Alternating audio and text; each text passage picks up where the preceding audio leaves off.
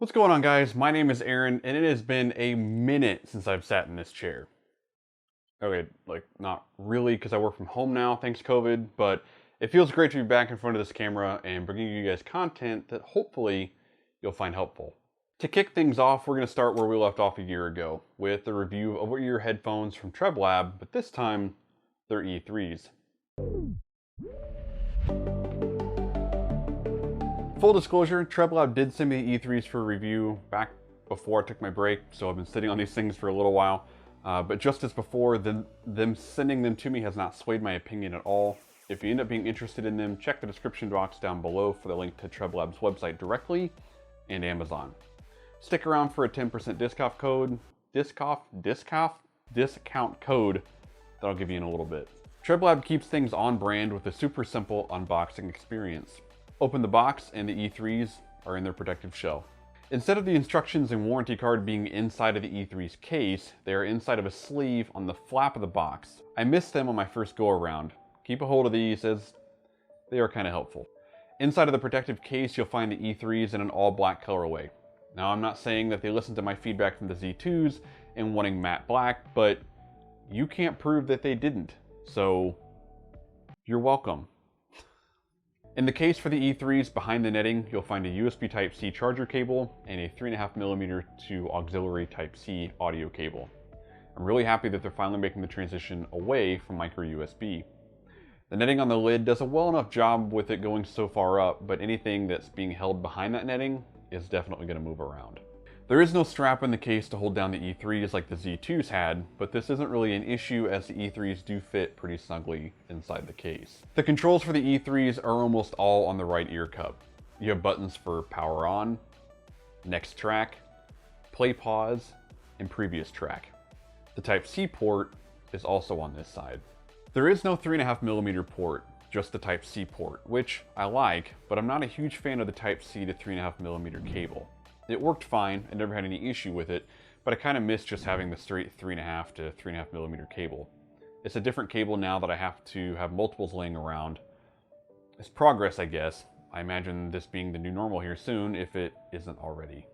I never had any kind of issues with the Bluetooth disconnecting or anything like that, so maybe I just need to kind of bite the bullet and transition to using Bluetooth on my computers as well. Watching YouTube and Disney Plus, I had no issues with any kind of Bluetooth latency, which was great. Volume control is shared with the track buttons, and I'm not a real big fan of the configuration here. Volume up is on the previous track button, and volume down is on the next track button. To me, the next button is in the front, next, forward, up. Volume up should be on the front button, and vice versa for volume down. It's not a deal breaker, of course, but it just seems backwards to me. When it comes to the buttons, I do wish that the play pause button had some type of indicator, like a nub or some kind of texture to it, so you knew where you were more easily on the controls without having to take the headphones off and look. It's another little thing, but that, to me, would have been a very big quality of life improvement. The power button is also something that kind of confuses me. Why have a dedicated button when typically the play pause button doubles as this? On top of that, the power button on my set has no tactile click of any sort. It's super muddy, and you can't tell if you're actually pressing it hard enough. You just kind of press it and hope it turns on and off, which it did every time, but still, it's not my favorite. The rest of the buttons are great, super clicky. The left ear cup's sole responsibility is noise cancellation. Press once for noise cancellation on, again for environmental mode, and one more time for off. The reported battery life on the E3s is a pretty incredible 50 hours. Their Amazon page claims potentially even more, but with reading the manual, that is at medium volume with no active noise cancellation. Full volume, which I think is absurd, don't do it. These are super loud. With active noise cancellation, you're looking at 27 hours. It's still pretty good though. The E3s do support power delivery charging, so you can use your power delivery chargers and actually benefit from them, which is nice to see. With just 3 minutes of charging, you get 7 hours of battery life. Like, what? I still can't wrap my head around that, but 3 minutes for 7, it's pretty incredible. With fast charging, you're looking at a full charge in about an hour. When charging via power delivery, you'll notice the power light being a solid white versus a solid red when not. All of my quick chargers only produce a red light. I don't have a power delivery charger to confirm the white light, but I don't have any reason to believe that that wouldn't function properly.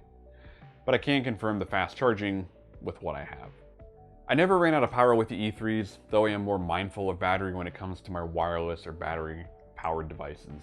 I typically charge every few days, even if I only use them for an hour here, hour there. So if you use them for 8 hours, toss them in your bag and forget about them for a day, you should still be fine. Just keep up with them just like you would any other piece of battery-powered tech. Before getting to the noise cancellation and sound quality, I've got a couple more housekeeping points. The ear cups are incredibly soft with plenty of padding, and the same goes for the headband. The ear cups are the perfect size for my ears as they fit right over them and put no pressure on them at all. Now, talking about the headband, if you have a big head, the E3s are literally the best option on the market for you. I don't know that for sure, don't quote me on that, but I have a pretty average sized head, I think, and I do not have to extend the band at all.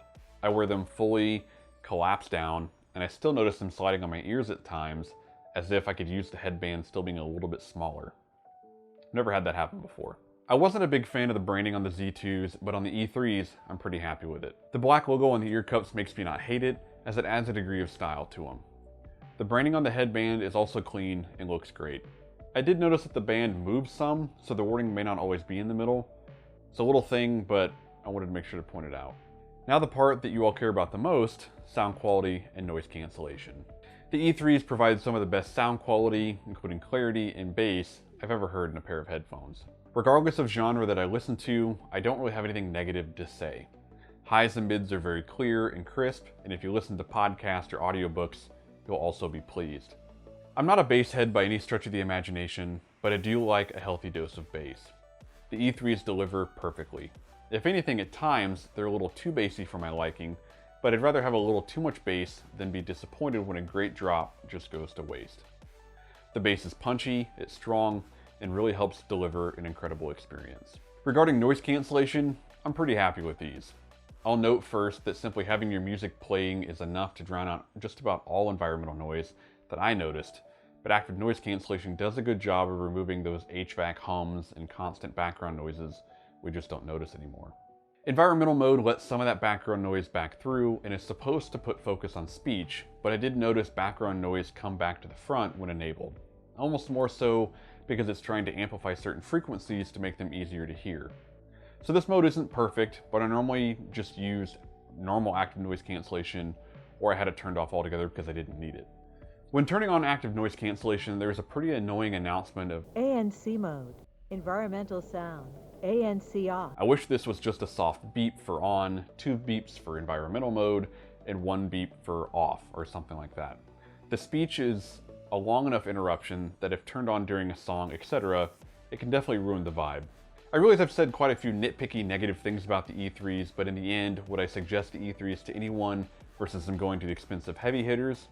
Absolutely. I'm incredibly happy with the sound and the active noise cancellation, which in the end are the important things. The other critiques are more would be nice ifs. In talking with Treblab, they consider the Z2s their top of the line over-ear headphones, and the E3s a mark under that. I personally disagree with them on this. To me, the E3s are the higher quality performing product, and they're $10 or so cheaper than the Z2s. So there's that. I teased the discount code at the beginning of the video. At either Amazon or Treblab directly, use the code AARONE310 for 10% off of your order. If this video was helpful to you at all, please hit that like button. If you have any questions or comments, leave them down below. We'd love to help you out in any way that I can. If you want to see more consumer-related tech reviews on tech that I use and enjoy, and think you will too, hit that subscribe button. Thanks for coming by to check out the video. I appreciate you and you spending your time with me. Until the next one, this is Aaron. Take care.